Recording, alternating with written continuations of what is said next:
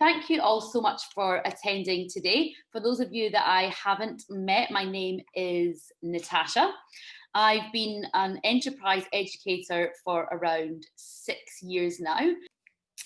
So I can see that is me there. Now, another thing I wanted to add was that I have got a bit of a creative streak and I'm absolutely obsessed with Christmas. I usually start making decorations out of my sheer love for Christmas in about August, September time. I'm really sorry about that.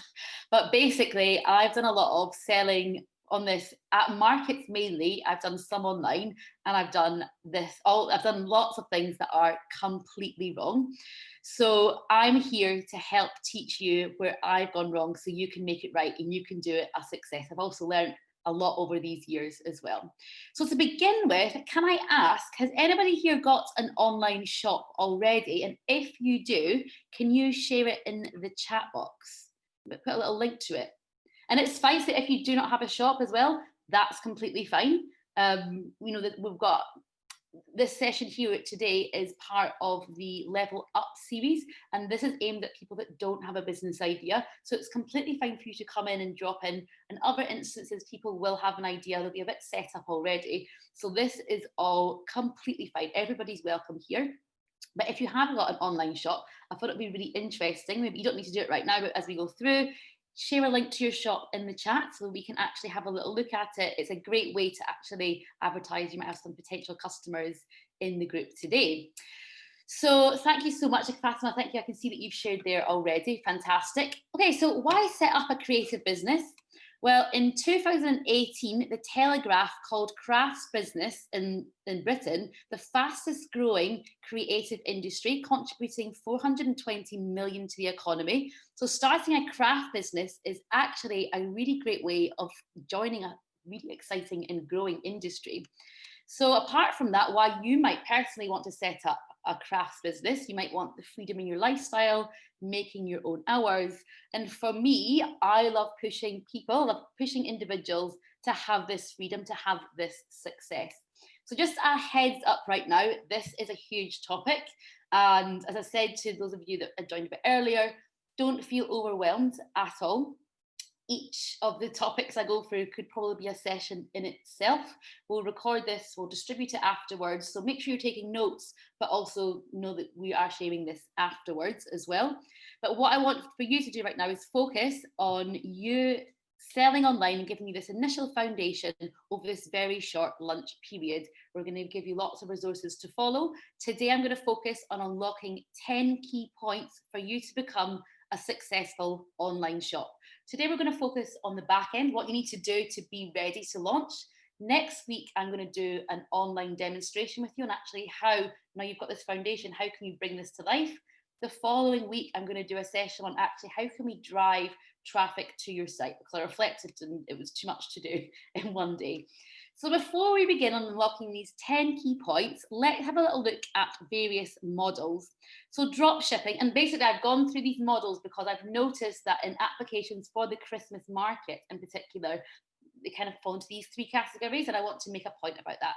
So drop shipping. So drop shipping is a retail fulfillment method where a store doesn't actually keep the products it sells in stock. So if you're selling by drop shipping, you wouldn't actually have the products on you physically. It purchases the item from a third party and has it shipped directly to the consumer. So as a result, the seller doesn't actually have to handle the product directly. So reselling model. So resellers will buy in bulk from other businesses, maybe wholesalers, distributors, manufacturers, and then they sell those individual units to consumers at a profitable price. And then the final model I want to touch on is involving the production and distribution of the products that are made through the use of your hands and making, you've got a skill, you know, a technique, you've got the knowledge, and that is actually what we're going to focus on today.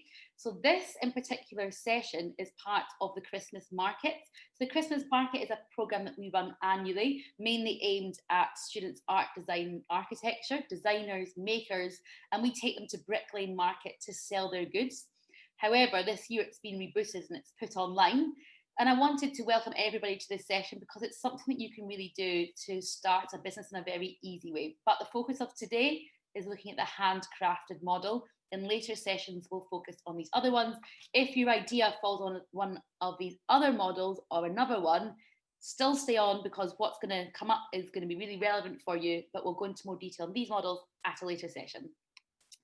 So let's go to key one. So your product. Okay, so products, we don't just want any product to sell, we want the right product to sell.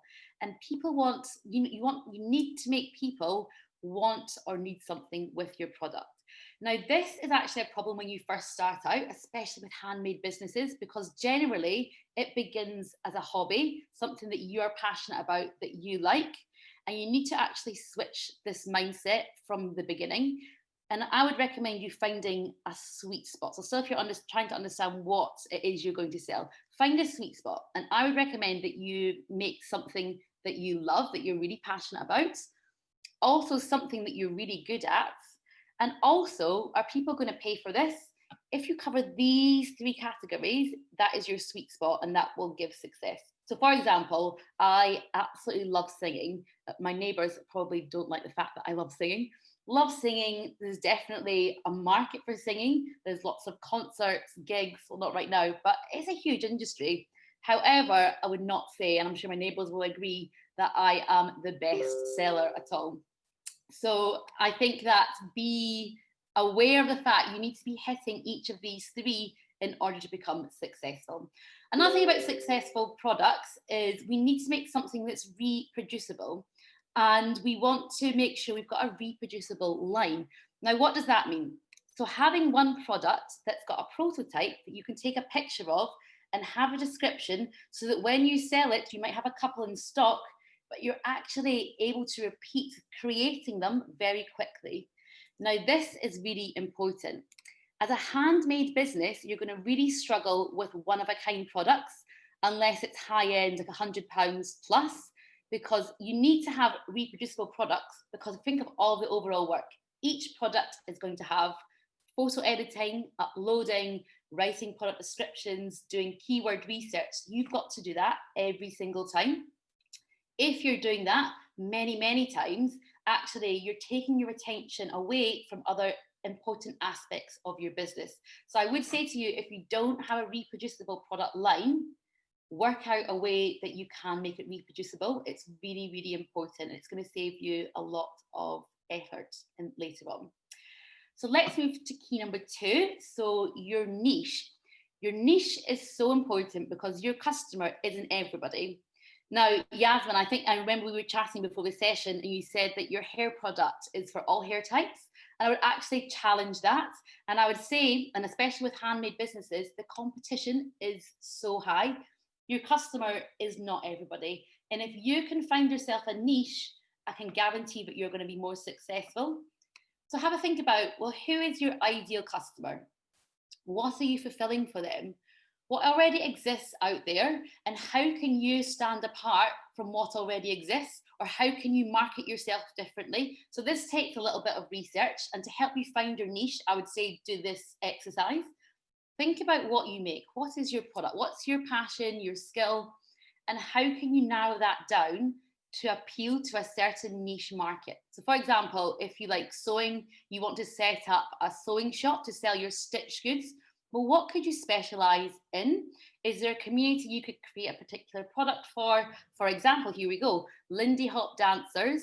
Maybe you could create a hair accessory for Lindy Hop dancers. That means that you are starting off with a niche. Yes, you can expand after that, but in the beginning stages, you can actually understand how to speak to your customer. It's really important when you're starting out, get a niche. For example, it could be if you're a jeweler, you could make wedding rings made from non-conflict diamonds for eco-conscious engaged couples.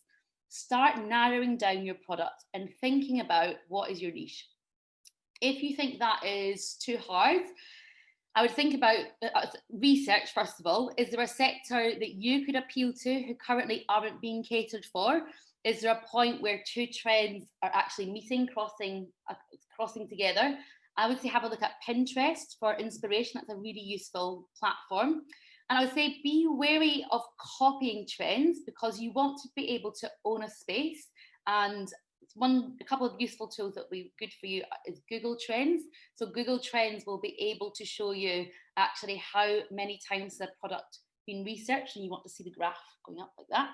Another one is Oberlo. So Oberlo is a fantastic platform to use for products that are trending right now. So if you're stuck on that point, use this as a starting point.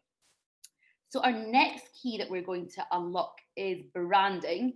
I'd say that most successful brands invest time and money in building a really strong identity. And as an independent maker, a strong identity is going to help you build your business. Basically, this is a whole massive session in itself, but what I want to give you is a few quick things you can use right now to begin to understand how might you do this in the beginning stages. So what do you want to be known for?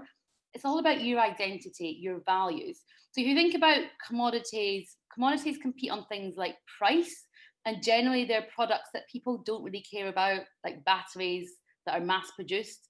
You are entering the world as a handmade business and you're not creating products in a factory. They're going to be more expensive. They're going to be worth more. There's an increased value. There's an increased identity. So some simple steps that you can take in relation to helping you unlock what your identity is think of 3 keywords that describe your brand that you will then consistently use in marketing, in talking about your business, that you'll be able to repeat over and over again so that people will begin to associate you with these words. So think about Marks and Spencer's. So I'm really sorry to the people in Uzbekistan. This is a retailer that's been here for many years. I think it was founded in 1884. And what I want you to do in the chat box is actually put up some words that you would think of, like when you think of Marks and Spencer's, what kind of words would you use to describe Marks and Spencer's? What kind of words? Family quality, family sparkle, timeless. Oh, you're hitting all the correct words here. Cozy. And I love the fact that you've done it so quickly. It's a brand that we're all very familiar with in the UK. Family, reputation, tradition. Yes, absolutely. All of these. Basically, Marks and Spencer's, when they first started out, had these words as part of their identity, as part of their brand. And since 1884, they have stayed consistent with that we can actually just roll off our tongue, actually, what words would you associate with them? So begin to think about your brand in terms of what 3 words represent you and would represent your identity. Then I'd move on to actually thinking about what 3 colours would represent your business. And you want to repeatedly use these colours through images, in your logo, and any images that you're using on Facebook, on Instagram. And I would say that, looking at psychology behind colours, you can do a research on, okay, so what are your words? And then research what colours might actually, from a psychology perspective, go with those words. And I would also have a look into different industries. I've got different trends of colours. For example, the fitness industry right now, all my fitness apps are this really teal green colour, duck egg. So I would actually have a look into what colours will really resonate and kind of echoes what your identity is. And this is you beginning your branding, your identity. So why do we care so much about branding? So branding gives us emotional connection. And I think we often think about branding really logically. But what branding actually does is forge an emotional connection. And you want people to become so involved with your brand, so invested emotionally, that then they buy afterwards. So it's really important to get this correct and give it some thought from the beginning. And you'll see from this that a strong brand identity is so much more than just a logo and a name, so much more than that. It's understanding who you are, what makes you special, what your story is, and then projecting these core values and your voice into every item description, into every photograph, into everything that you're putting out on social media, how you style your photographs. I would also recommend having an About Me section on your online shop, because this can actually reinforce what your brand story is, what your values are, and your identity as well. So that was a really quick tour around branding, but a huge topic. So going on to the next goal, the next key, which is your business goals.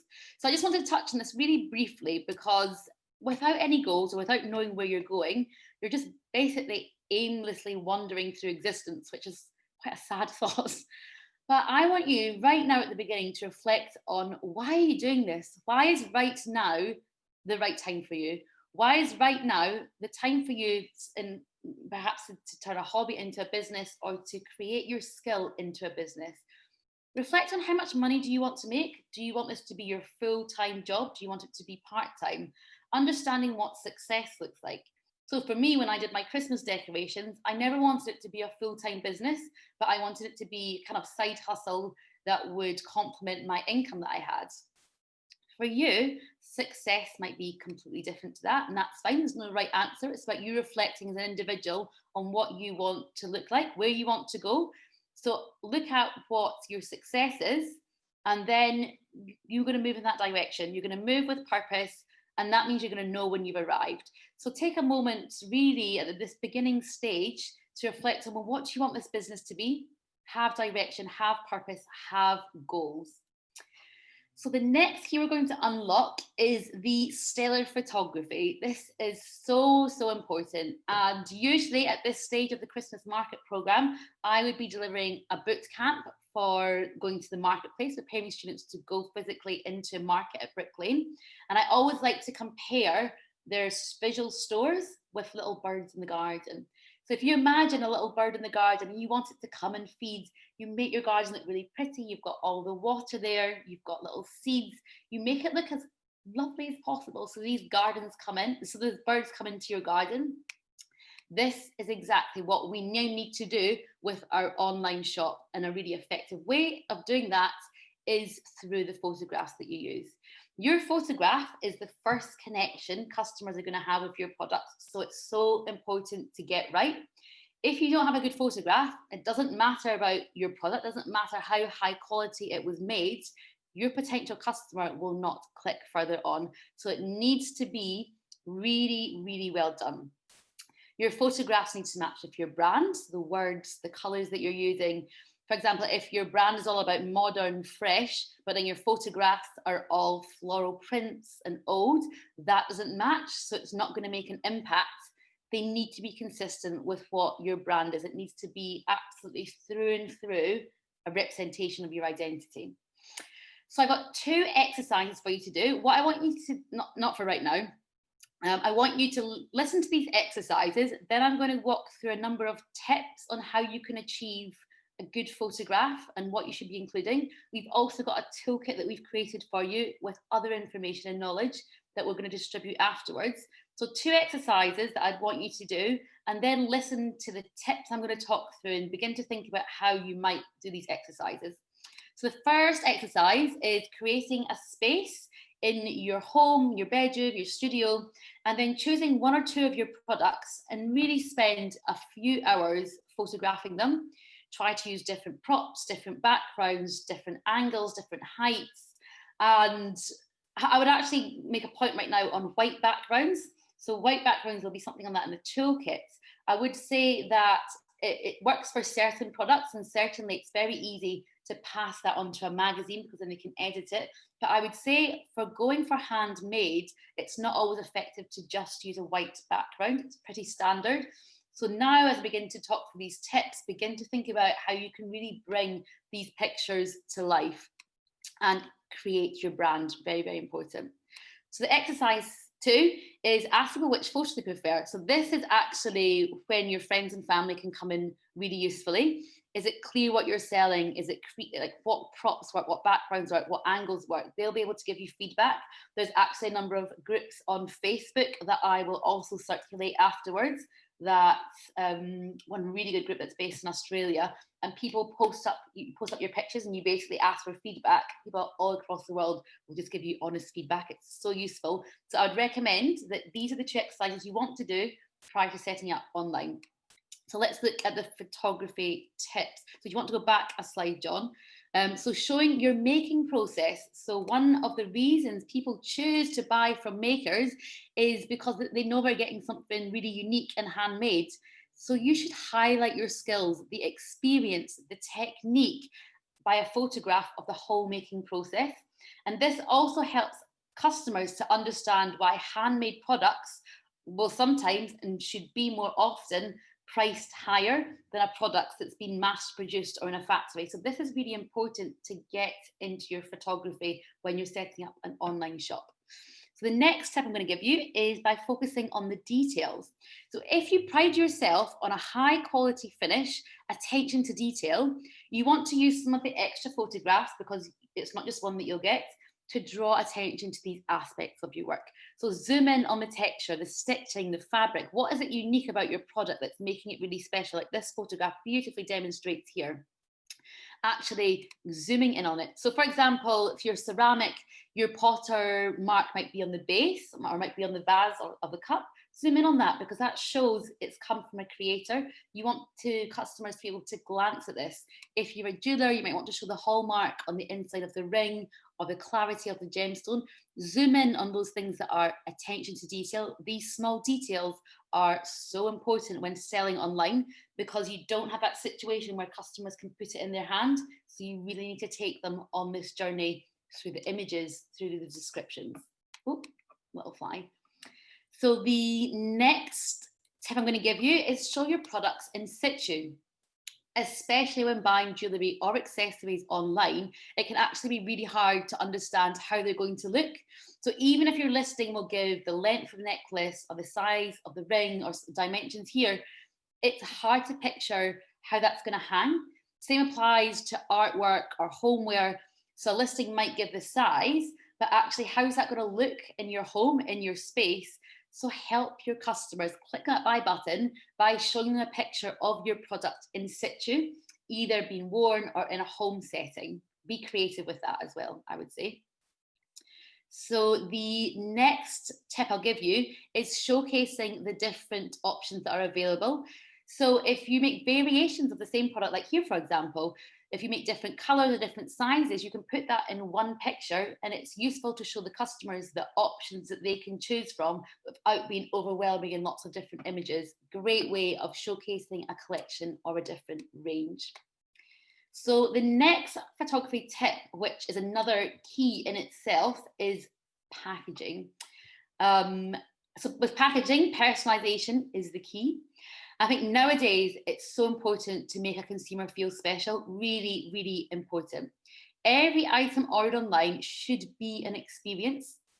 The value of a product is no longer like its durability or its usefulness, but it's the whole experience and everything that embodies that.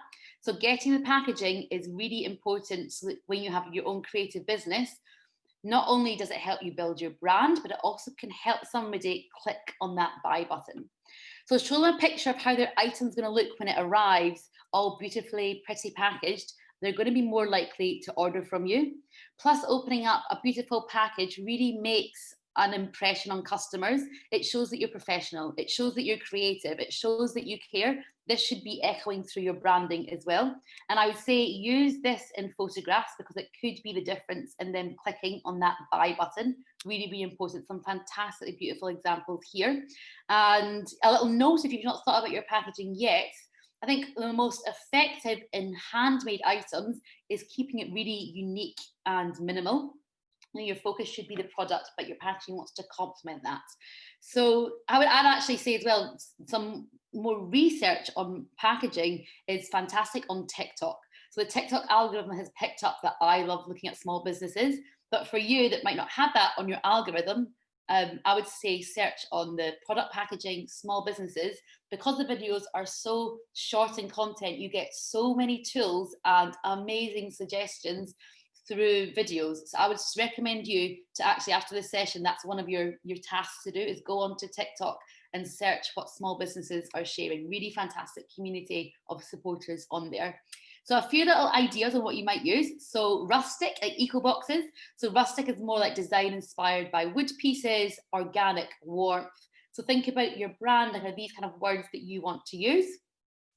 And most likely from corrugated cardboard. So actually, if you're environmentally friendly, using recycled cardboard, use it in a minimalist way, black or white imprints only, keep it really, really simple. If you've got a printed graphic, personalised postcards, other small flat objects, cardboard envelopes can be really, really useful. And again, like a really good packaging type for minimalist designs.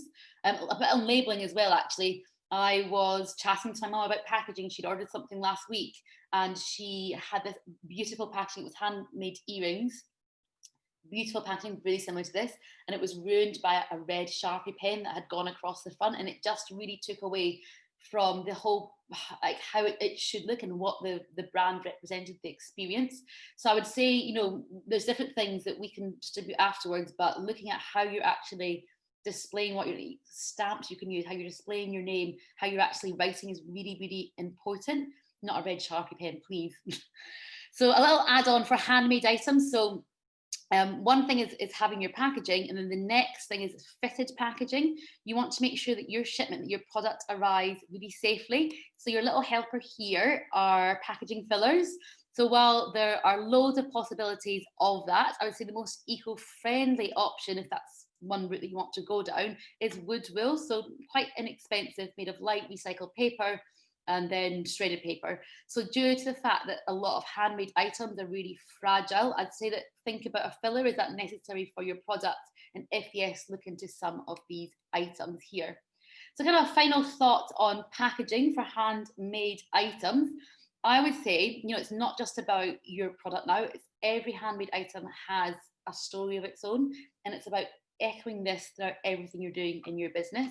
It's made with a personal touch, and handmade is the most personal touch you can get in the e-commerce industry. So your packaging solution for your handcrafted goods is going to complete this experience. It's going to turn the whole product into a memorable moment for your customers.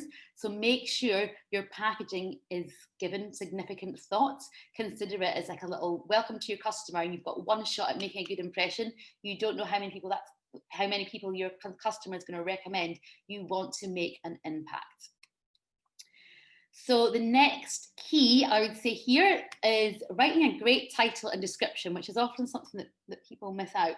Once you know the focus of your business, once you understand your brand, where you want to place yourself in the market, your niche, you're ready to get your products listed and to get them in front of people, which is the really exciting part.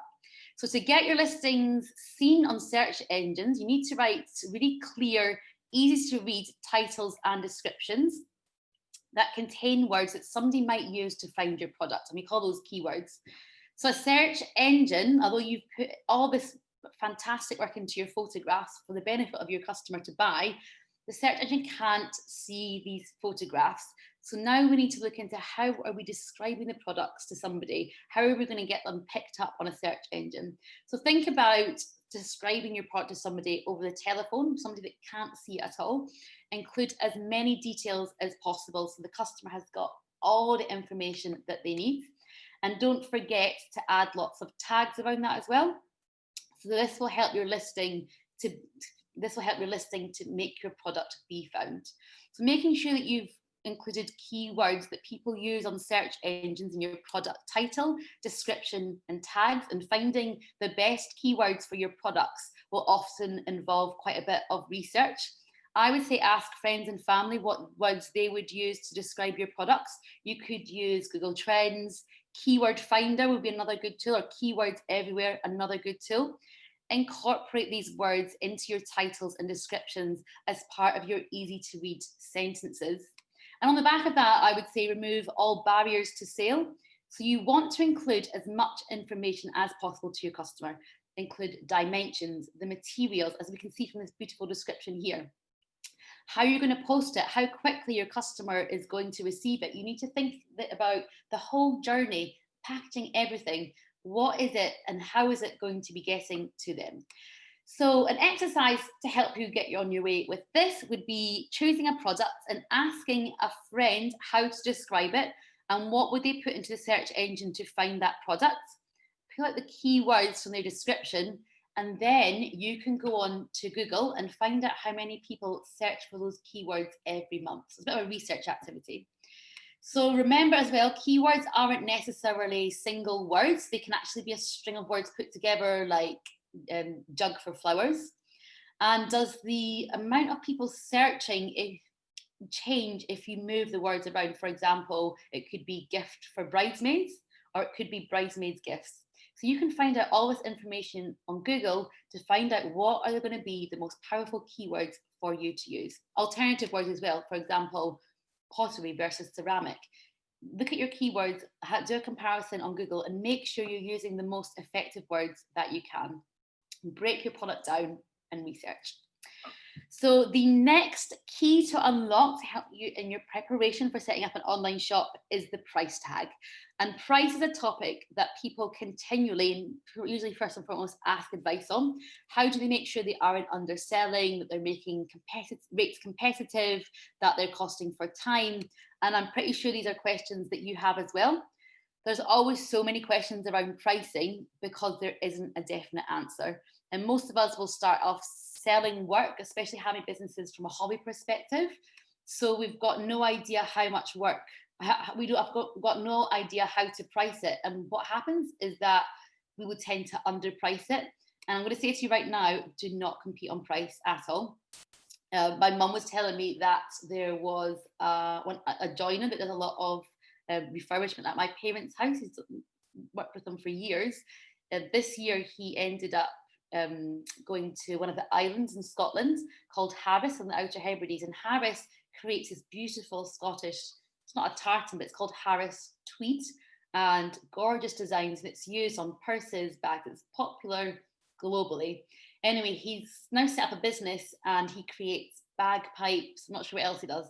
Basically, the point was that he massively undervalued himself. He didn't know how to approach pricing. He made it really, really cheap.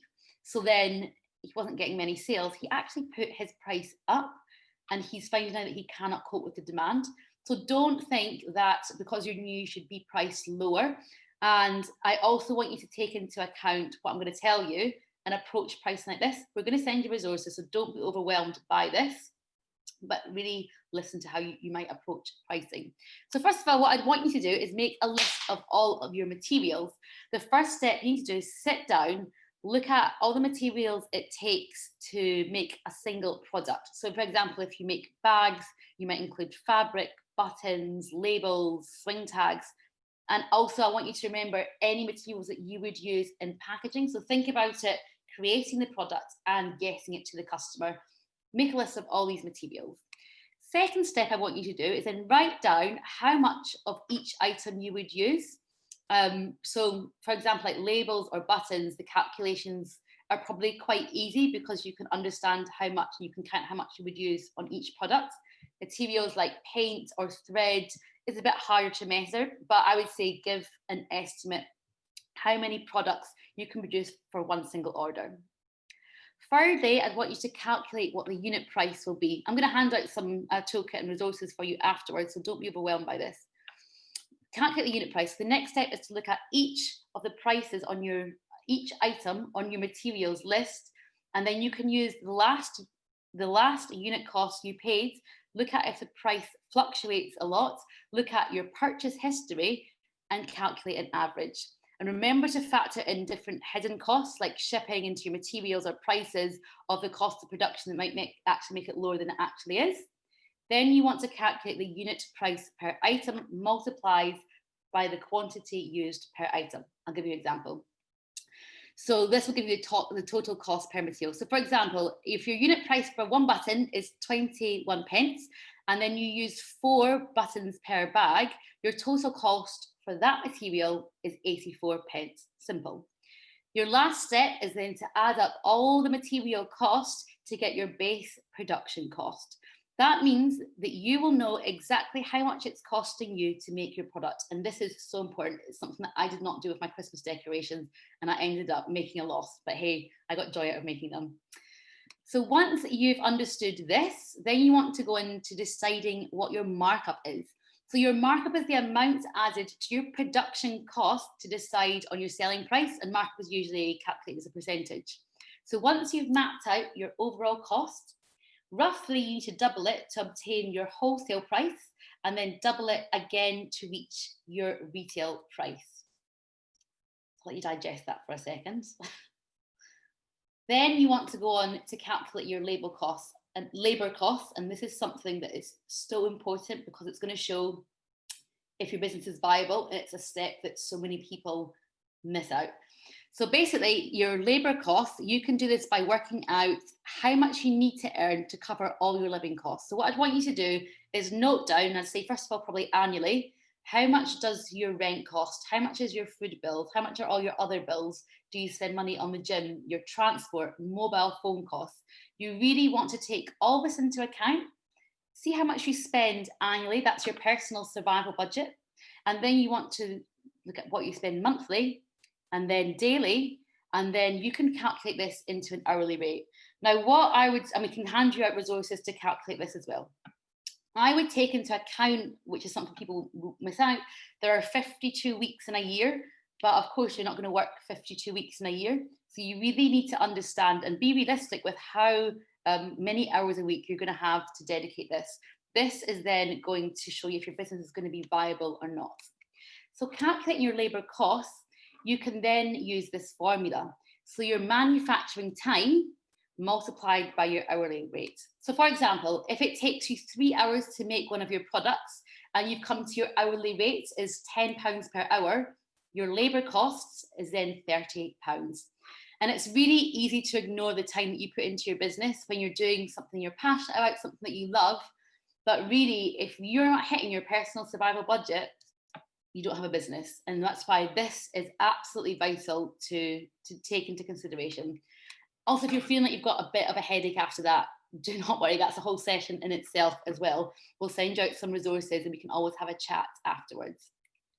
So now I want you to set your calculator aside. So there's another couple of things you can check about when looking at pricing. So set your calculator aside once you've done this as a step one. Now I want you to consider your customers. So look at your products as a potential buyer yourself. Would you pay that amount for the item? Through your photographs, are you showing your craft, your skill, unique design? Show your products to perhaps friends, to family, anybody that will have an idea of what your work is worth. Show it to them, and we need to understand if your business is going to be viable or not. So it's really, really important that it's realistic, but that if it's not covering your personal survival budget, well, then there's an issue there. So the next thing I want you to do is shop around, have a look at competitors, at the work of others. That can make that can be a really good direction to show if your pricing is on the right track or not. And lastly, do not undersell yourself. It's not even about undervaluing your work.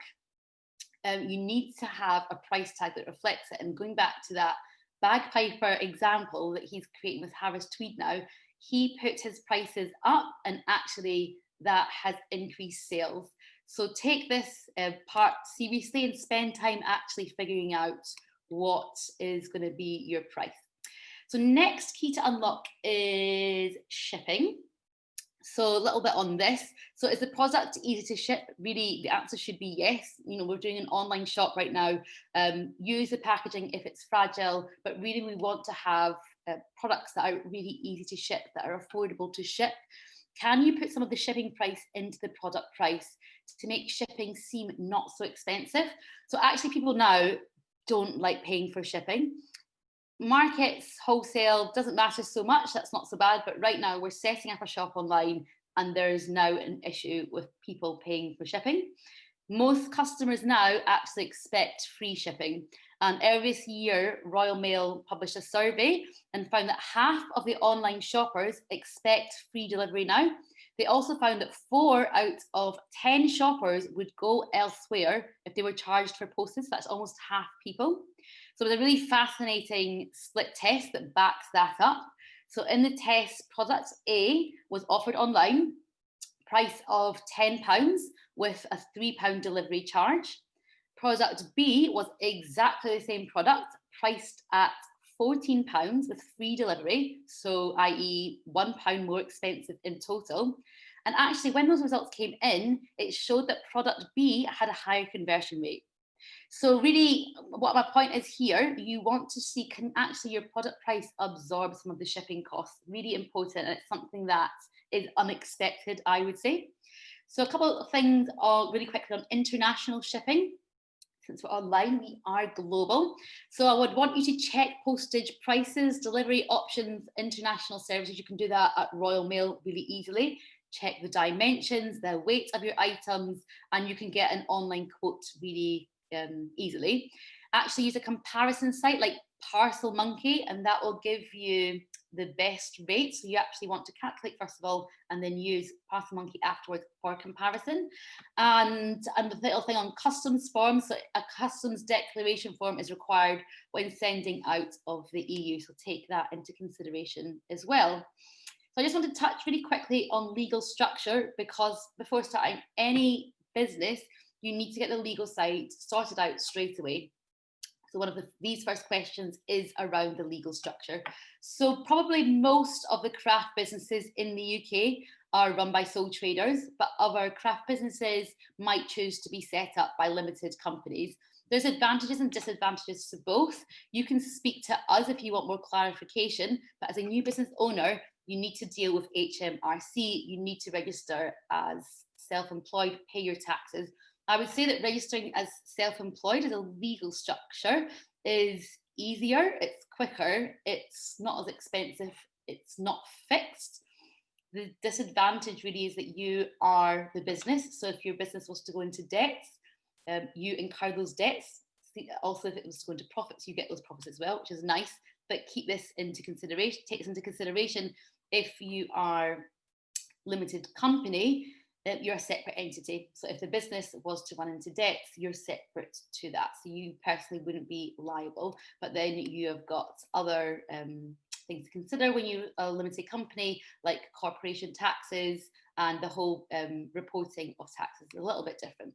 So one insurance I want to touch on quickly is stock insurance. Since we're not going to be physically at the market, stock insurance I think could be important because it helps to protect you against any stock that you're storing. When I started a business, I did a social enterprise, many years ago, and I looked into the first quote I got was over £2,000, and I just thought that was standard. I did my research, I looked online, and I actually found out that I was probably should be paying about £140. So don't just go with your first option at all. Do some research and do some price comparison. So next is finding your suppliers. I want to say a quick thing on suppliers, because crafters rely massively on suppliers. The quality of your materials can be one of your major selling points. So you need to make sure that you're working with the right supplier at the right price for you. You're going to have a massive impact. So you need to remember the beginning stage as well, your suppliers, you're more likely to need your suppliers than your suppliers need you. So you want to be able to do a bit of research into who is your supplier and make sure you've picked the correct one. But remember, as your business grows, they might need you more. So you might want to check in with your supplier regularly to make sure that you're getting the best deal. You might even be able to reduce your costs just by asking. So I would say do a bit of research into at the beginning of starting your business, and you could actually develop a really fantastic relationship with a supplier that's getting you the best deal as possible so that your profits are bigger. So going through a task for next week's guys as well done for listening to all of this. I don't think I've spoken for so long. My colleagues would probably disagree with me though. So I've given you a really foundation of how you might be able to set up a shop online. I'm going to go through some tasks, especially those in the Christmas market, that I want you to complete for next week. Next week, I'm going to take you through a demo of how to set up a shop online. So I want you to do preparation to begin with. Following that, as I said at the beginning, we'll be looking at how to drive traffic to your site. So think of it as back end, demo, and then the front end afterwards. That's the process that we're following. So the tasks for next week. So I've gone over a number of different keys to unlock. I want you to focus on, if you move to the next slides. The first one is looking at your products. So actually, are your products are you able to reproduce them easily? Remember at the very beginning, I said you need to be able to reproduce your products easily. So looking at your products or selecting a few. So do a bit of product analysis on this. Second task is calculating your pricing. So we will distribute some tools that you can use that will help you, because I gave you a really quick tour of methods you can use to calculate that. But I want you, especially if you have applied to be showcased as part of the Christmas market, to have calculated your pricing, to have come along with pricing and actually be able to justify why you've calculated that. We can do some work on it afterwards, but I want you to research and to be prepared. So the third task are the photographs. So I've given you reasons why your photographs are so important. Taking little birds into the garden. If you've not got the right photographs, your customer is not going to click. I've given you lots of ideas. We're going to also give you a toolkit that you can use as well.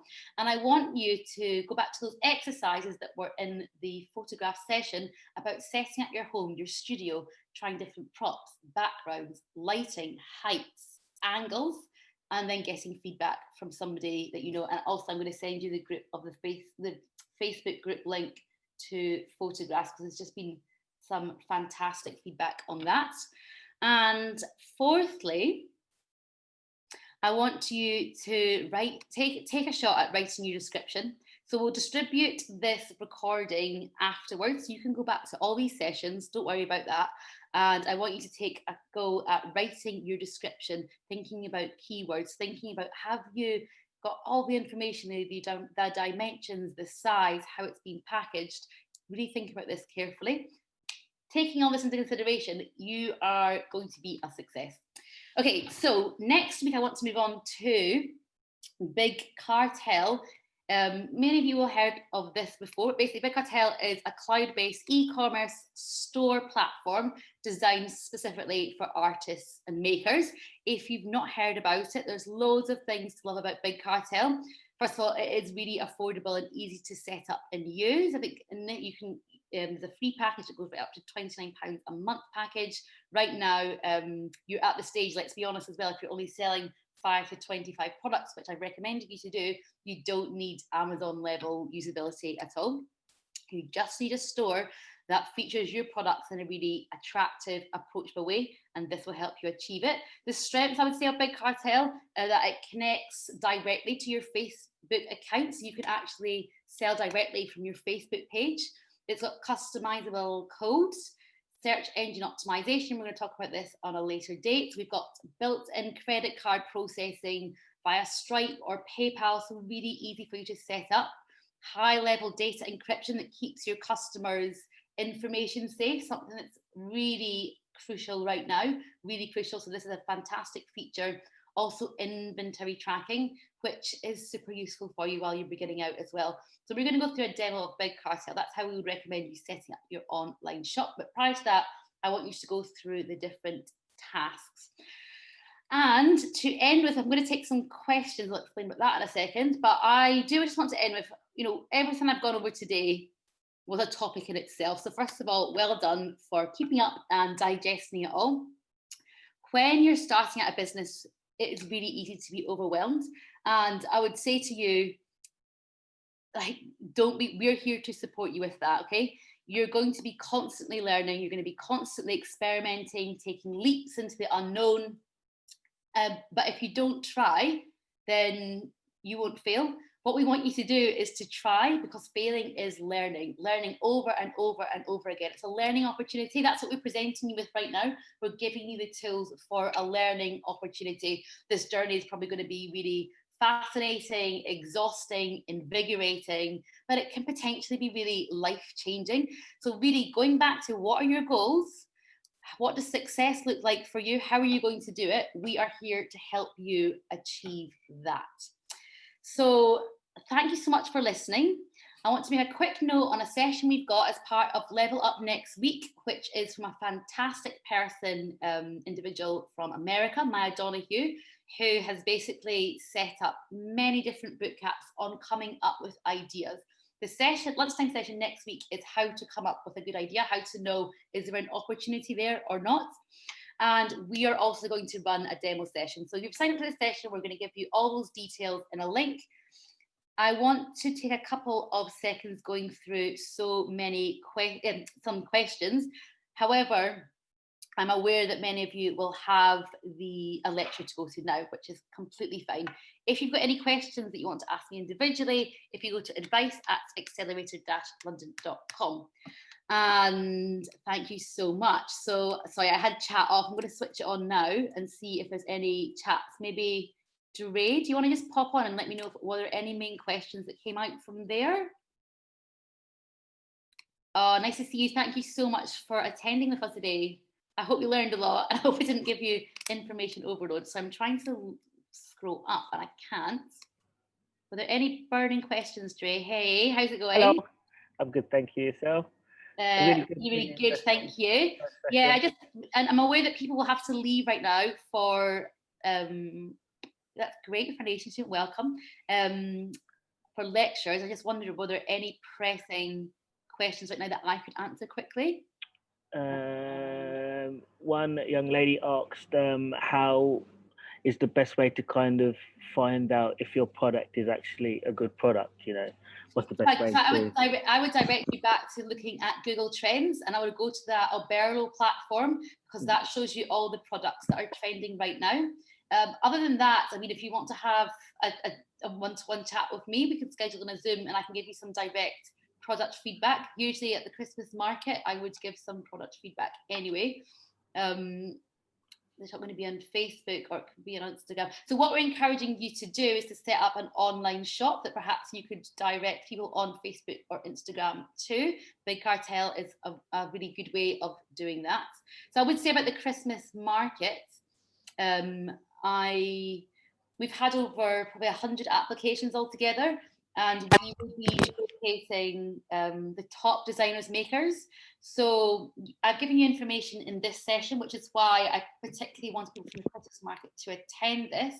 And I would say that, with your shop, that's how we're going to select our top designers and makers, is through your shop link. So I want you to really take all this on board. We're going to give you a demo next week. I know I said that the deadline was the 15th of November for shop submission. I'm going to move that back. I'm going to move that back to the following week because I want you to really take time over what I have said today. But so legal information creating in the store. Legal information, I mean, I suppose it would be good to understand what legal information you want. I've touched on legal structures as insurances. Shopify, yeah, Shopify is good for selling. Shopify is a great platform to use, but for me, I wanted to use Big Cartel because we've got designers and makers at the Christmas market, but Shopify can be a little bit more expensive. So Big Cartel for designers, makers, and more cost effective. Thank you so much for your links here. That's great. And it's complicated. Yeah, it's true. Big Cartel is really user friendly. So yeah, I mean, I suppose Wix. If you've got if you've got basic tech skills, you can use Wix. What I like about Big Cartel is the fact that I think it's between 5 and 25 products. I need to double check, but as I've told you, there's different packages between 5 and 25. That basically just does everything for you. So it's just like I would say for you starting out, it's probably best to start on something like Big Cartel. Hey, Elise, how's it going? So, okay, so next steps, session next week on how to come up with an idea as part of Level Up, which is going to be a really exciting session with Maya, fantastic speaker, really a great American guy. We're going to run a demo. You've got 4 tasks to do between now and then if you want to be part of the Christmas market. You don't need to do them all, but I would recommend you taking this seriously and to invest as much time as possible as you can so that you can be showcased as one of our Christmas markets makers this year. And we will distribute the recording after this session. So again, have you gotten through to online market? Well, as I said, we will do the demo next week. I will be asking you to submit your online shops again, and I'll probably do that for the following week. And so it will be the following week after that you would decide. I'll look at the dates. At least I'll send out the dates. I've just kind of changed the sessions now. But today I wanted to focus you on preparing yourself for the online shop. Next week is the online shop. I'm taking a demo around that. The following week is for how to drive traffic to your page. So all really exciting, and honestly, I have to reiterate, really well done because I've gone through a lot of information there that can be overwhelming. And thank you so much for those who have attended from Uzbekistan. Like, really great to have you here and be part of our session today. And we hopefully will see you at our sessions coming up in the following week. Christmas market creators use drop shipping. Nick, I'd probably say no because we're focusing on handicrafts. You are absolutely welcome to join our other sessions though and get that knowledge. But I would say for our Christmas market, because we've got arts, design and architecture, we've got a lot of high quality students that are making products in London Met University. So that doesn't really fit the criteria for that's not drop shipping, but you can definitely attend. Great, well, thank you so much for listening to me for so long, and I'm sorry about that, but you needed all that information. Thank you to everybody, and you're very, very welcome. I just same time next week. Don't go away being overwhelmed. Pardon, Dre? Same time next week, is it? Someone was asking if it's the same time. Yeah. So how to develop ideas is same time next week. We will make sure you get all this information. I will send you a link, and I will establish later on today, tomorrow, what time we're going to do that. You're so welcome. Thank you all so much for being here. I can't wait to see how your online shops progress. Thank you so much to Uzbekistan students. Really so happy you could be here and be part of our experience today. Bye. Bye. Take care, everybody. Thank you. I'm going to end it now, but thank you so much, and thank you, John. See you. Bye.